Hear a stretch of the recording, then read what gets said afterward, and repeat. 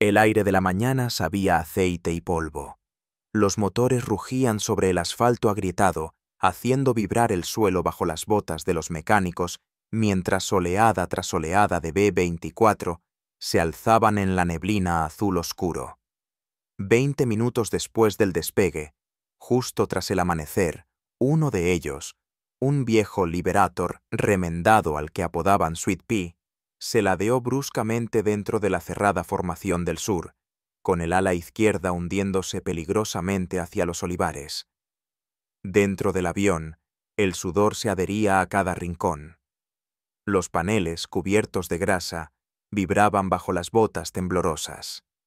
El olor a cordita, diésel y caucho quemado se pegaba a la piel como una capa invisible. El sargento técnico Al Grissom se aferraba a una barra junto a la compuerta trasera, su cuerpo reaccionando por instinto al vaivén del suelo que temblaba bajo sus pies. Llevaba una llave inglesa colgada del cinturón. En realidad, no debía estar a bordo. Pero después de un cambio de tripulación de último minuto y un indicador de combustible averiado, lo obligaron a volar. «Solo hasta el primer tramo», murmuró el capitán, «por si se rompe algo». Y algo ya se había roto. Un chasquido metálico, seco y rítmico, resonó bajo el fuselaje.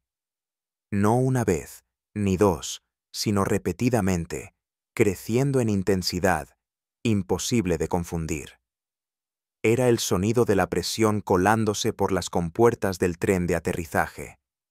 Los ojos de Grissom se clavaron en el suelo. Conocía ese ruido.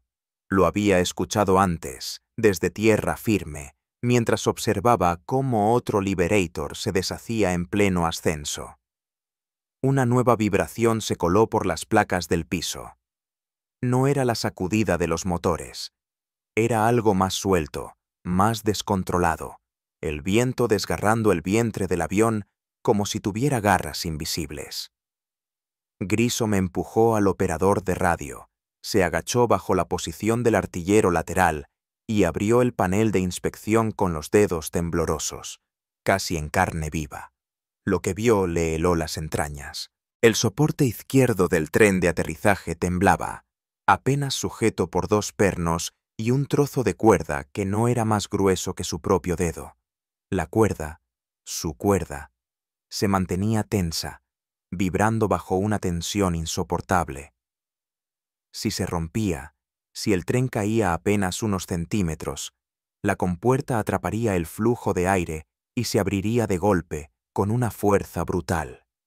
«¡Capitán!», gritó por el intercomunicador, pero solo respondió un rugido de estática. Ya volaban a ras de los árboles. El suelo se alzaba como una ola de tierra y piedra. Los bosques rumanos desfilaban fugazmente bajo las alas. Grissom cayó de rodillas, sujetó la cuerda con una mano y presionó el soporte con la otra. Gemía bajo la presión. Los guantes le resbalaban. Uno de los nudos ya estaba deshilachado. Cada segundo que pasaba, la tensión aumentaba.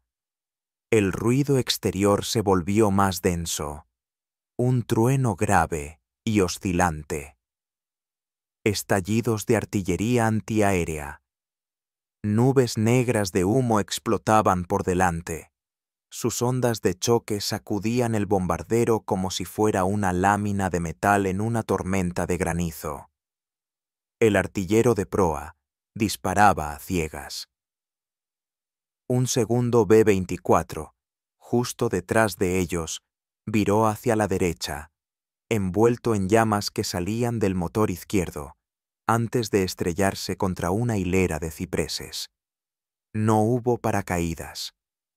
No hubo explosión. Simplemente desapareció.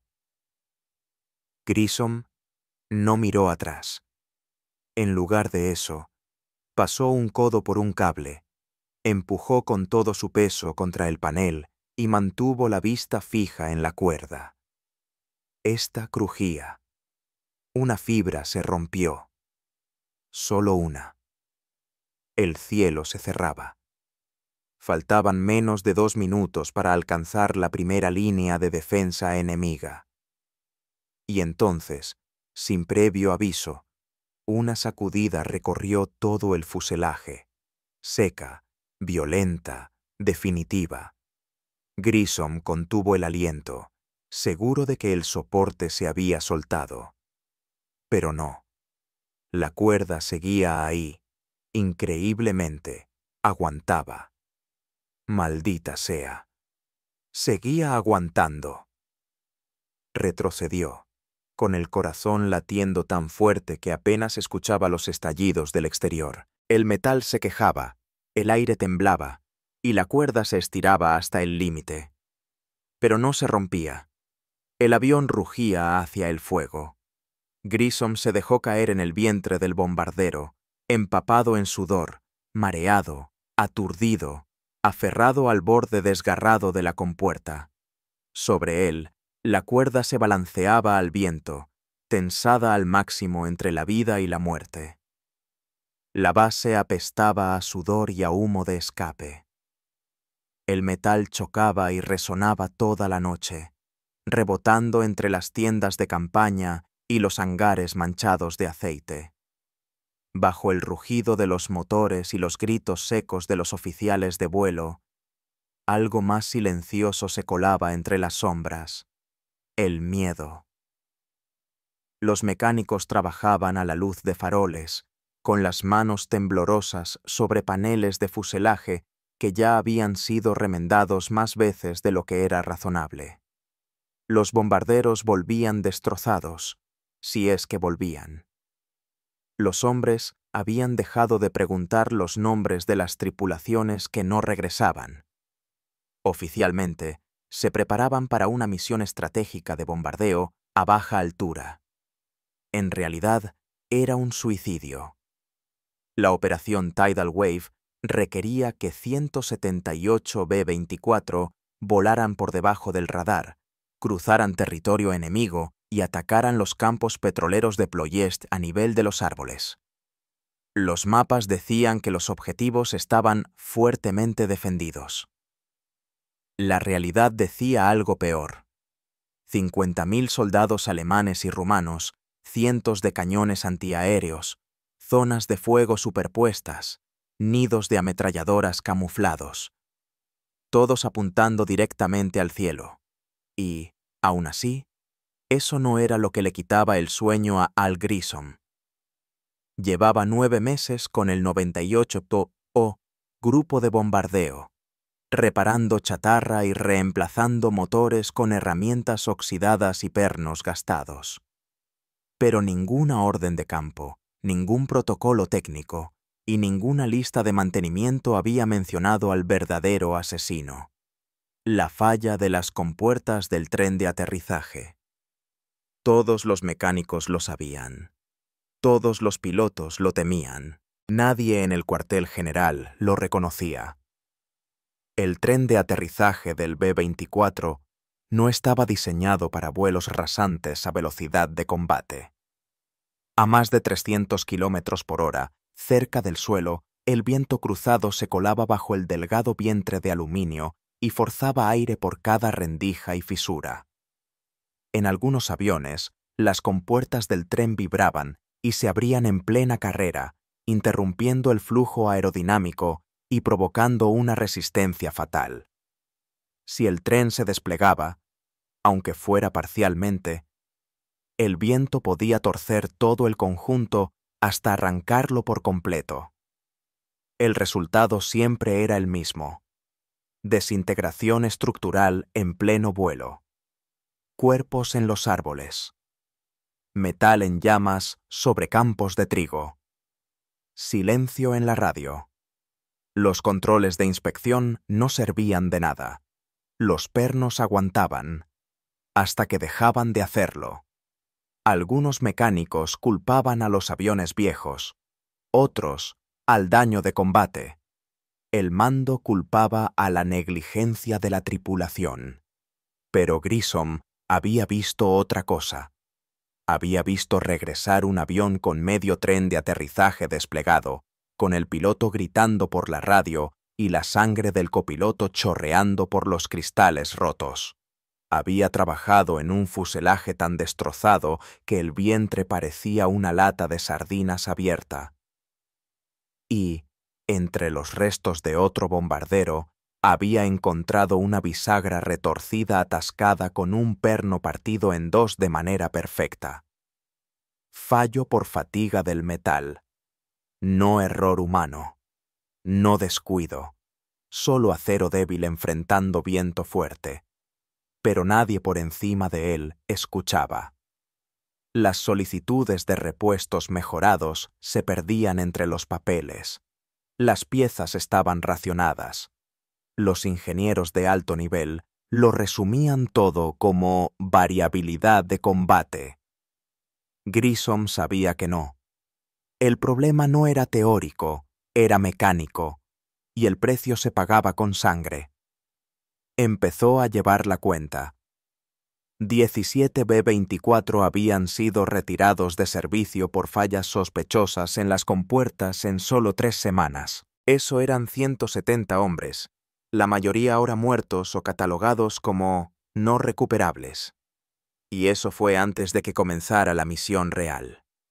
Aún así, las órdenes seguían llegando. Desmontar, revisar, volver a revisar, firmar y enviar al aire. Los mecánicos corrían por los protocolos con la mirada vacía, algunos murmurando oraciones entre dientes. Grissom no decía nada. Trabajaba más rápido que los demás, revisaba 3 veces los soportes del tren, reforzaba soldaduras donde no se suponía que debía hacerlo. Pero ni eso bastaba. Una noche, mientras remendaba por 4ª vez el Sweet Pea, vio a un mecánico joven forzar un soporte torcido usando una vieja tubería oxidada. El muchacho se secó el sudor con una mano vendada, sin saber que la pieza que acababa de doblar tenía microfisuras desde la última misión. Fue entonces cuando Grissom lo comprendió. Los pernos no lo detendrían, los refuerzos no aguantarían. Todo el sistema estaba roto y ninguna solución oficial iba a llegar. Y faltaban solo 6 días para el bombardeo. El viento del desierto barría las tiendas, arrastrando el olor punzante a aceite, polvo y agotamiento. Los mecánicos trabajaban hasta que sus sombras se fundían con el asfalto, con los cuerpos doblados bajo focos que parpadeaban cada vez que el generador soltaba una descarga. En algún rincón oscuro, un sargento gritaba por piezas que faltaban. Otro maldecía por un rodamiento atascado. Grissom no decía nada.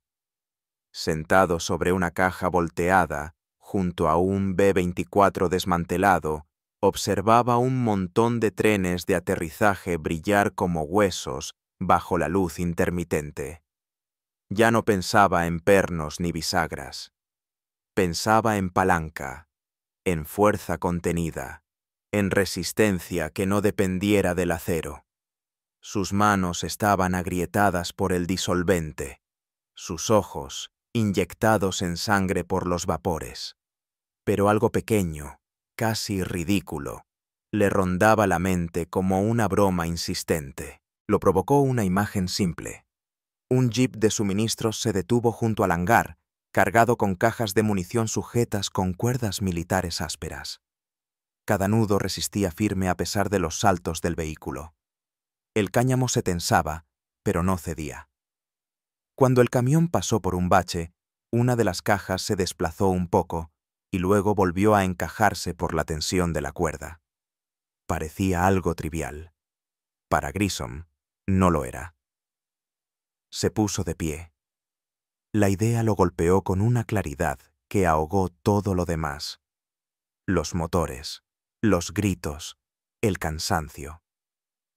No se trataba de reforzar el metal. Se trataba de impedir el movimiento antes de que comenzara. Buscó un trozo de cuerda deshilachada en el contenedor de suministros y la cortó a la medida con un cuchillo de mantenimiento. Se sentía áspera y viva en sus manos. Las fibras le mordieron la piel, dejando finas líneas rojas en las palmas. Se agachó bajo el ala izquierda de un B-24 en tierra y se deslizó hacia el compartimiento del tren, donde los brazos hidráulicos colgaban inmóviles y fríos. El aire olía a goma y combustible rancio. La luz de su linterna temblaba mientras trabajaba. Ató un extremo de la cuerda al soporte interno, haciendo 2 vueltas, y pasó el otro extremo por un reborde con perno cerca del borde del bastidor. Dejó unos centímetros de holgura, lo suficiente para que el tren se desplegara normalmente al despegar, pero lo bastante corto como para fijarlo en su sitio una vez en el aire. Una especie de seguro mecánico, basado en tensión en lugar de torque. Mantendría la compuerta pegada al fuselaje. Si el aire intentaba forzarla, la cuerda resistiría con una simplicidad brutal. Lo probó con la mano, tirando con fuerza. El nudo aguantó. El soporte no se movió. Era ridículo. Era brillante. Era ilegal. Si la cuerda se trababa durante el aterrizaje, el piloto se estrellaría. Si se soltaba, podía chocar contra la hélice o desgarrar el compartimiento del tren. Grissom lo sabía, pero también sabía lo que ocurría cuando no se hacía nada. Se apoyó contra el fuselaje, respirando el frío metálico de la medianoche. Le temblaban las manos mientras volvía a anudar la cuerda, esta vez más apretada, más limpia. Luego añadió una pequeña etiqueta, palabras garabateadas en un trozo de papel arrancado de una ración. Quitar si falla. La metió entre los componentes y dio un paso atrás. El hangar estaba en silencio, salvo por el chasquido de los motores enfriándose. Podía oír su propio pulso. Cada instinto le decía que estaba mal, temerario, insubordinado, el fin de su carrera. Pero debajo de ese miedo había algo más fuerte: certeza. Repitió el proceso en otros 2 aviones, moviéndose rápido, agachado entre sombras para evitar a las patrullas militares. La luz de la luna volvía pálida la cuerda, como hueso contra acero negro. Cuando terminó, tenía los dedos en carne viva y su uniforme olía a combustible y cáñamo. Nadie lo vio salir del hangar esa noche. No redactó ningún informe, no avisó al oficial de mantenimiento, ni siquiera anotó nada en la hoja de trabajo. Pero mientras caminaba de regreso hacia las tiendas, una extraña calma se apoderó de él. Por primera vez en meses, sentía que había arreglado algo que de verdad podía marcar la diferencia. Y al amanecer, 3 B-24 llevarían esa misma cuerda prohibida directo al cielo. La primera prueba llegó antes de lo que Grissom había imaginado. Un vuelo de reconocimiento programado para trazar la costa yugoslava había perdido a su mecánico asignado por enfermedad, y Grissom se ofreció como voluntario. 3 B-24 debían despegar al amanecer, con las bodegas cargadas de cámaras en lugar de bombas. Los 3 llevaban su arreglo con cuerda, atado en secreto bajo los compartimientos del tren de aterrizaje. El riesgo era silencioso, invisible y completamente suyo. Los motores cobraron vida antes del amanecer, con un pulso profundo que recorría la base aérea como un trueno atrapado en metal. Los mecánicos se tapaban los oídos. Grissom subió a bordo del Barfly, el avión líder, con el uniforme manchado de grasa y el olor a combustible de etanol todavía fresco en la piel. El aire dentro del fuselaje se sentía espeso, húmedo, vibrante. Intentó no mirar los paneles del suelo, donde su idea esperaba ser puesta a prueba. El despegue fue suave. El desierto se encogía bajo ellos, volviéndose polvo pálido y calor ondulante. A unos 600 metros de altitud, la formación se estabilizó, cruzando hacia el cielo despejado del Adriático. Cada perno zumbaba, cada placa temblaba. El fuselaje se flexionaba y suspiraba como una criatura viva. Grissom se agachó cerca de la escotilla, atento a cualquier vibración. Aún nada. Solo el ritmo de los motores y el roce seco del viento contra el fuselaje. A mitad del cruce, el avión se sacudió con fuerza al entrar en una zona de turbulencia, inclinándose a un lado antes de que el piloto corrigiera. Un gemido metálico, largo y familiar, resonó desde abajo. El estómago de Grissom dio un vuelco. Abrió el panel de acceso de un tirón. Dentro del compartimiento, la cuerda estaba tensa, vibrando como una cuerda recién pulsada. La compuerta del tren temblaba, pero no se abría. El nudo resistía. Grissom apoyó la palma sobre él, sintiendo la tensión vibrar hasta sus huesos. Durante 10 eternos segundos, nada se movió. Luego, la sacudida cesó. El silencio llenó el fuselaje. El tren seguía asegurado. Cuando aterrizaron 2 horas después, Grissom saltó al suelo antes de que las hélices se detuvieran. Se deslizó bajo el ala, con la vista fija en la compuerta del tren. La cuerda estaba estirada al límite, pero seguía intacta. Algunos hilos del nudo se habían deshilachado, nada más. La cortó con su cuchillo, guardó el extremo en el bolsillo y no dijo una palabra. Los otros 2 aviones rodaron detrás, levantando polvo alrededor de las ruedas. Ambos habían vuelto ilesos, sin daños. 3 de 3. Los números parecían imposibles. Más tarde ese mismo día, uno de los pilotos entró en la tienda de mantenimiento, pálido y con la adrenalina aún en el cuerpo. «Quien haya apretado mi tren, buen trabajo», murmuró, encendiendo un cigarro con los dedos temblorosos. «Pensé que las compuertas se trababan, pero aguantaron. Ni siquiera se movieron». Grissom solo respondió: «Tuviste suerte». El piloto asintió, sin saber cuán literal era eso, pero los rumores corrieron más rápido que el combustible por una manguera. Al caer la tarde, los jefes de escuadrón ya susurraban sobre un arreglo con cuerda que había roto la maldición de los B-24. Algunos creían que era una leyenda. Otros se reían, diciendo que sonaba a disparate de campo. Pero unos pocos oficiales empezaron a hacer preguntas, con un tono más cortante, más desconfiado. Las modificaciones no autorizadas eran causa de consejo de guerra. Grissom lo sabía tan bien como cualquiera. Comenzó a retirar las etiquetas que había dejado en los aviones, eliminando toda evidencia de su trabajo. Aún así, el rumor seguía creciendo. A la mañana siguiente, un piloto de otro escuadrón encontró una cuerda atada a su tren de aterrizaje. La arrancó en pleno vuelo, tras despegar, gritando por el intercomunicador que algún imbécil había saboteado su avión. Minutos después, una de sus compuertas se soltó y golpeó el fuselaje con tanta fuerza que rompió parte de la línea hidráulica. Apenas lograron regresar a la base. Al aterrizar, el humo salía del tren de aterrizaje y este casi colapsa al tocar tierra.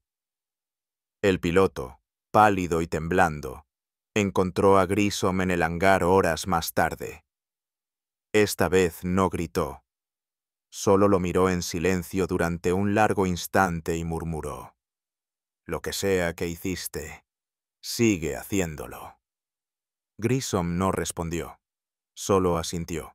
Se limpió el sudor de la frente y regresó caminando hacia el hangar.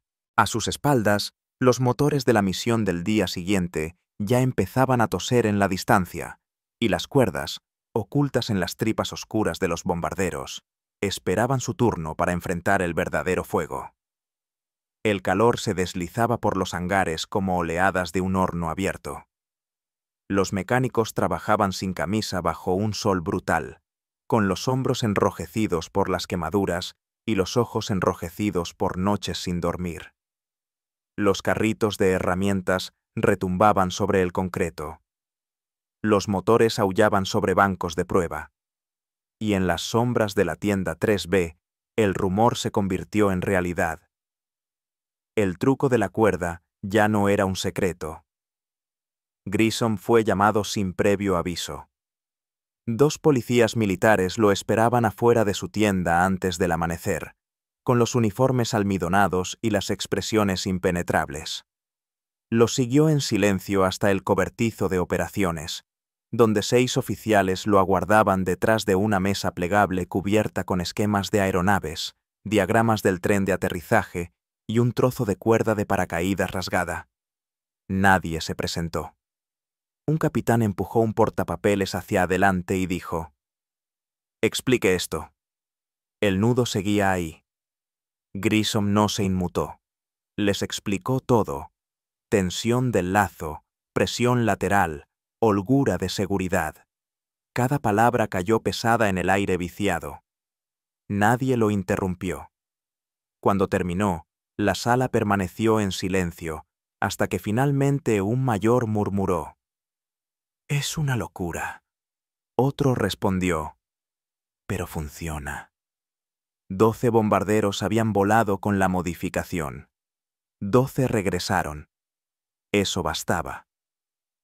Al mediodía, la orden era oficialmente no oficial.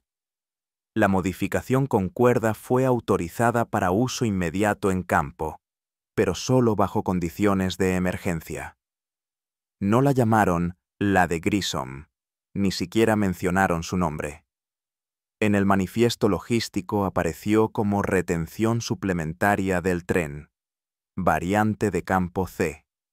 Sonaba burocrático, pero él reconoció su lazo característico en cada diagrama. Entonces, empezó la carrera contrarreloj. 300 pies de cuerda excedente llegaron en camión esa misma tarde, con olor a alquitrán, polvo y amoníaco, producto de un teñido apresurado. Los mecánicos invadieron la tienda de suministros. La mitad de ellos jamás había hecho un nudo más complejo que el de una red de carga. Grissom los entrenó él mismo. Las manos se movían rápido. Los dedos se ampollaban. Los dientes apretaban filtros de cigarrillos mientras los nudos se ajustaban bajo los vientres de los bombarderos. Para medianoche, casi 80 B-24 estaban equipados. Pero pronto surgieron los problemas. La cuerda comenzó a escasear.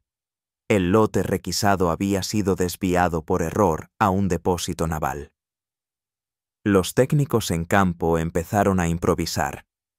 Cuerdas de paracaídas, cables de arrastre de tanques, incluso alambres eléctricos trenzados. Algunos servían, otros no. Uno se rompió durante una prueba de taxi y abrió una grieta en la carcasa de la rueda trasera. El mando entró en pánico. Los ingenieros exigieron detener todo. Grissom se negó. «Usa cuerda real o no la ates en absoluto», le gritó a un sargento joven que intentó instalar una con cable de señales. El chico se echó atrás. El sueño desapareció. Las comidas también. Las tensiones explotaron. Pero los nudos siguieron entrando. Oficiales de los grupos de bombardeo 376 y 98 comenzaron a inspeccionar el trabajo personalmente. Algunos refunfuñaban. Uno la llamó ingeniería de jungla. Pero ninguno retiró la modificación una vez instalada. No podían permitírselo. Cada tripulación conocía ya los números. Demasiados accidentes. Demasiados campos ennegrecidos en Sicilia, Córcega y la costa jónica. En la última noche antes de la misión, 172 bombarderos reposaban en filas escalonadas a lo largo de la base aérea, con la luz de la luna brillando sobre sus alas. En sus vientres llevaban bombas de 227 kilos. Sus compuertas, cada una reforzada con una cuerda atada en secreto horas antes, se veían idénticas a las que habían fallado tantas veces. Pero algo había cambiado. Grissom recorrió la línea en solitario cerca de la medianoche. Sus botas resonaban sobre el pavimento agrietado. Sus dedos recorrían los bordes de los paneles del tren, revisando cada nudo en la oscuridad, comprobando la tensión al tacto. La cuerda aún ardía del calor del día. Olía a sudor, sal y gasolina. En el bombardero número 146, un artillero se asomó por la escotilla lateral. ¿Este es el famoso arreglo?, preguntó, golpeando el fuselaje con los nudillos. Grissom no respondió. Solo dio un último tirón al soporte, sintió la cuerda tensarse y resistir, y luego se alejó. En algún lugar detrás de él, una sirena aulló. Un simulacro, no una alerta real. Pero el sonido cortó la noche como una advertencia. En menos de 48 horas, esos nudos se enfrentarían al viento, al fuego y al acero. Y si siquiera uno fallaba, cientos más caerían con él. El cielo estaba gris y parpadeante cuando la primera oleada cruzó el Danubio. Una neblina tenue se enroscaba entre los motores, empañando los cristales con una capa de condensación. Dentro de cada bombardero, la tripulación permanecía en silencio absoluto, bien sujeta, con las manos resbaladizas por el sudor. La cabina olía a metal y respiración. Las ametralladoras vibraban mientras los aviones descendían, sumergiéndose en una trayectoria de vuelo que se sentía más como una caída que como un planeo. A más de 300 kilómetros por hora, volando a solo 10 metros del suelo, cada vibración se amplificaba. La hierba pasaba difuminada bajo las alas. La sombra de cada B-24 corría como un fantasma sobre los campos de trigo, desapareciendo bajo los árboles, saltando sobre ríos, reapareciendo en los tejados. Volaban tan bajo que levantaban polvo del suelo rumano. Los motores rugían al unísono, 12 cilindros por avión, golpeando el aire como martillos. Grissom no volaba en esa misión. Su trabajo ya estaba hecho. Estaba de pie en la pista, cerca del camión médico, con la mandíbula apretada y las manos cruzadas a la espalda. No podía ver la misión. Solo podía escuchar. El zumbido lejano de los motores, apenas audible en el aire abierto, era la única señal de que seguían allá arriba. Y entonces llegó la estática. Las radios se encendieron con voces entrecortadas. Una gritaba sobre zonas de fuego antiaéreo, otra gritaba correcciones de altitud, una tercera balbuceaba algo sobre humo. El centro de mando intentó responder, pero todo se disolvía en estática y códigos superpuestos. Alguien gritó coordenadas. Otro maldijo en 3 idiomas. Luego, un silencio que se alargó demasiado. Y después, un susurro por el receptor. Las cuerdas aguantaron. Seguimos volando. En el cielo se abrió el infierno. Estallidos negros brotaban de cañones ocultos. La metralla rasgaba el aire con una percusión brutal. Las estelas de fuego marcaban los restos de 2 bombarderos líderes antes siquiera de alcanzar el primer objetivo. Wingo Wango perdió su motor derecho en un instante, giró hacia una línea de árboles y explotó antes de que la mitad de la tripulación pudiera saltar. La explosión tiñó la tierra de rojo, pero los demás siguieron. El tren de aterrizaje se mantuvo arriba. Un piloto informó que un proyectil arrancó un panel del vientre del avión, pero no desplazó el soporte del tren. Otro atravesó una corriente ascendente tan violenta que lanzó a un artillero contra el mamparo, pero las cuerdas no cedieron. En el spare parts, el tren izquierdo cedió por el impacto, pero la cuerda lo sostuvo justo lo suficiente para que no rozara el tejado de un granero al pasar. Entre humo y fuego, cumplieron su misión. Las refinerías ardían con intensidad. Los depósitos de petróleo estallaban y lanzaban columnas de fuego hacia el cielo bajo. Los pilotos atravesaban el calor con los ojos llorosos y el fuselaje ampollado por las ondas de choque. Algunos hombres se asomaban por escotillas rotas para lanzar bengalas a mano cuando fallaban los mecanismos de bombardeo. Cada metro que ganaban en altitud era una sentencia de muerte. Cada metro que perdían era una posibilidad de acertar o estrellarse. Pero siguieron volando, y aún así, ni un solo informe de despliegue del tren en mitad de la misión. Ningún tren de aterrizaje desgarrado, ninguna compuerta abierta golpeando el flujo de aire, ningún avión hecho pedazos por sus propios defectos. La cuerda de Grissom, tensada contra el acero, hizo lo que los pernos y el latón no pudieron. A las 9 de la mañana, los primeros sobrevivientes cruzaron de regreso el Adriático, tambaleándose. Llevaban humo pegado a las alas, el fuselaje perforado por metralla, sangre sobre los cristales. Docenas seguían en silencio por radio. Pero docenas más regresaban. El primero en aterrizar lo hizo demasiado rápido, patinando sobre neumáticos desgastados, con chispas tallando el asfalto bajo el vientre del avión. El tren aguantó. Una rueda estalló al tocar tierra, pero el soporte se mantuvo firme. El bombardero rebotó, se desvió y luego se enderezó. La tripulación saltó antes de que las hélices dejaran de girar.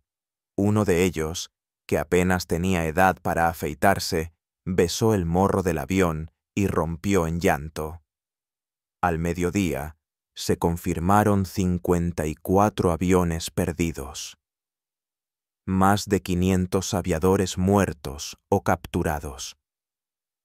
El precio fue catastrófico. Pero pudo haber sido peor. Mucho peor. Porque 340 hombres regresaron a casa en bombarderos que debieron haber fallado. Y ninguno de ellos supo jamás que su vida dependió de una cuerda que costaba $5. El aeródromo estaba en silencio cuando aterrizaron los últimos sobrevivientes. Los motores tosieron y murieron uno por uno, sus estertores finales resonando en la pista como últimos alientos. El humo flotaba bajo sobre los hangares. Hombres salían tambaleándose de las cabinas, descalzos, con el rostro ennegrecido, las manos temblando por una vibración que aún les recorría los huesos. Las cuadrillas de tierra no aplaudieron, solo miraban. La incursión había terminado, pero el silencio pesaba más que el combate. Grissom estaba de pie al borde de la pista, con las botas hundidas en el polvo, la mirada fija en la fila de bombarderos lisiados que avanzaban lentamente hacia su descanso final. Algunos tenían agujeros de bala tan grandes que uno podría arrastrarse por ellos. Otros llevaban las alas unidas solo con cinta adhesiva y suerte. Aceite goteaba al suelo en charcos lentos y brillantes. El olor a caucho quemado se mezclaba con cordita y pintura chamuscada. Cuando el primer mecánico gritó que una pata del tren había permanecido bloqueada a pesar de impactos directos de metralla, los demás se giraron. Otro bombardero llegó detrás, con una llanta hecha trizas, pero ambos soportes intactos. El patrón se repitió. Fuselajes destrozados, alas desgarradas, pero puertas del tren cerradas a la perfección. La noticia corrió rápido por la fila.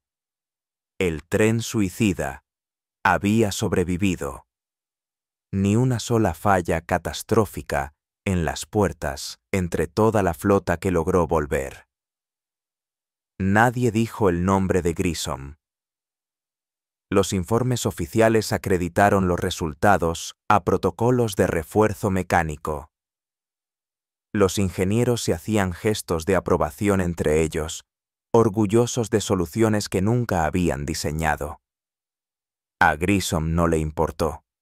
Solo observó cómo las tripulaciones salían arrastrándose de sus aviones y se desplomaban en el suelo, entre risas y llanto, besando la tierra como hombres que habían vuelto a nacer. Esa noche, bajo las lámparas anaranjadas y tenues de la tienda de mantenimiento, Grissom desempacó una caja con equipo devuelto. Herramientas, manuales, latas vacías de aceite. Al fondo, había un solo trozo de cuerda, deshilachado, ennegrecido y fundido con hollín. Alguien había escrito sobre la etiqueta con lápiz. Aguantó en Ploesti. La giró en sus manos. Las fibras estaban rígidas por el humo. Olía vagamente a gasolina y sudor. Se quedó sentado mucho tiempo, con los codos apoyados en las rodillas, mirando esa cuerda.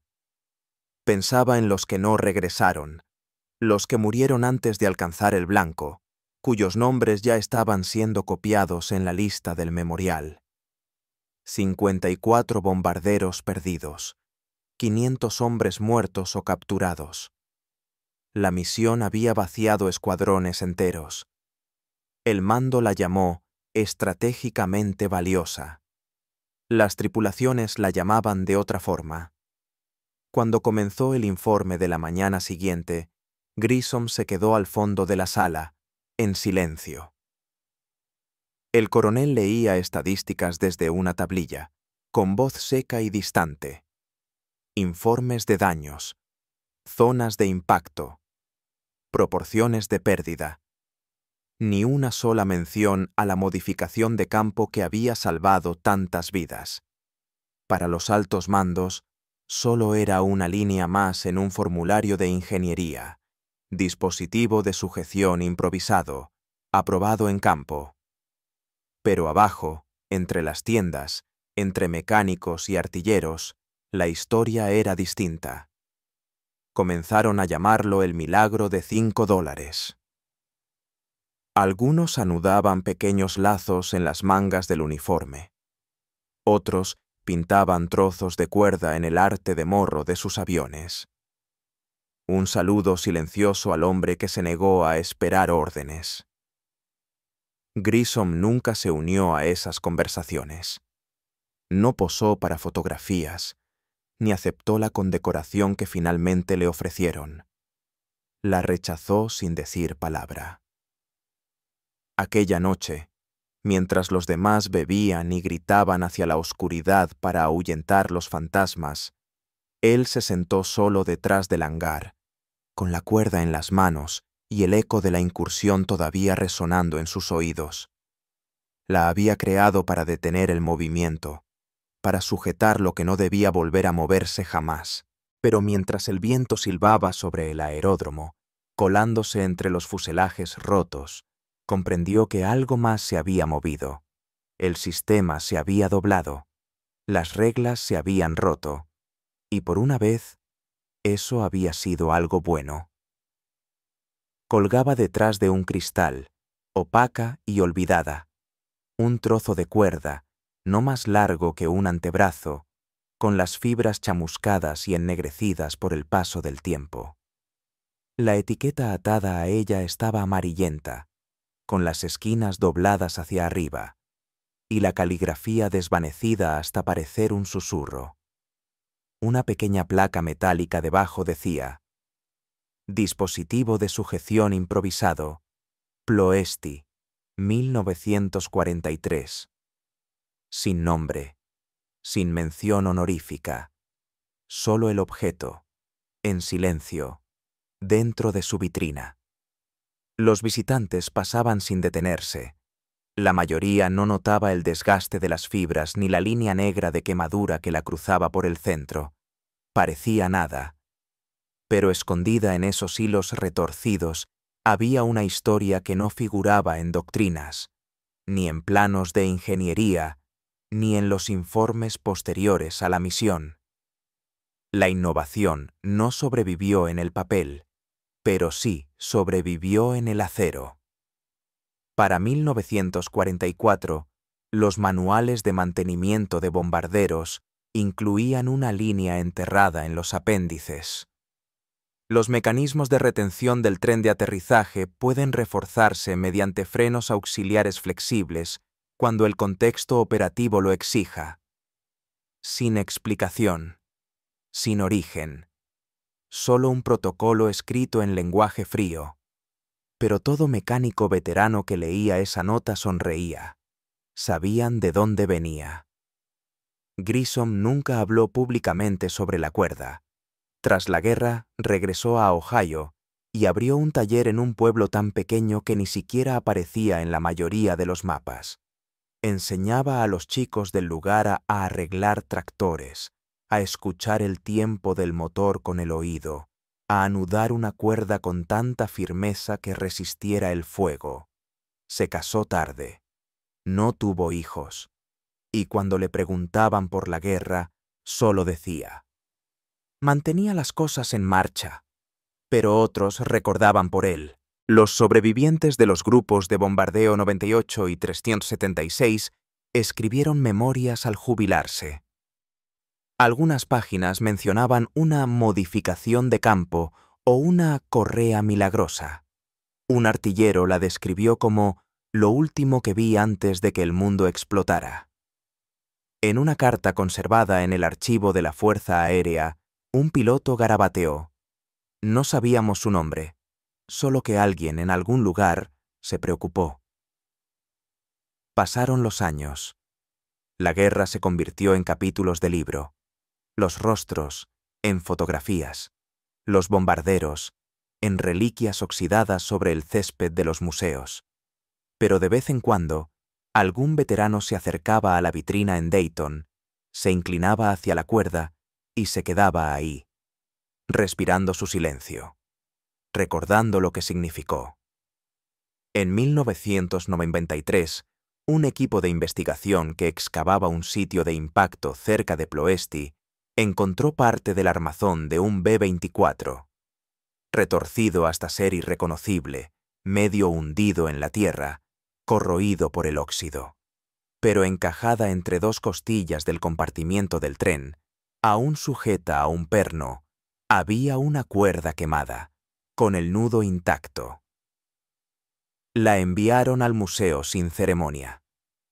Ahora reposa bajo luz fluorescente, rodeada de artefactos más grandes: motores, bombas, secciones de cola. No brilla ni llama la atención. Simplemente espera, como siempre lo hizo, a que la presión aumente. Y aunque ninguna inscripción lo diga, cada hebra de esa cuerda sostuvo alguna vez la vida de hombres que nunca supieron cuán cerca estuvieron del abismo. No con acero, no con órdenes, sino con un nudo de $5, atado en la oscuridad por un hombre que decidió que ya era suficiente.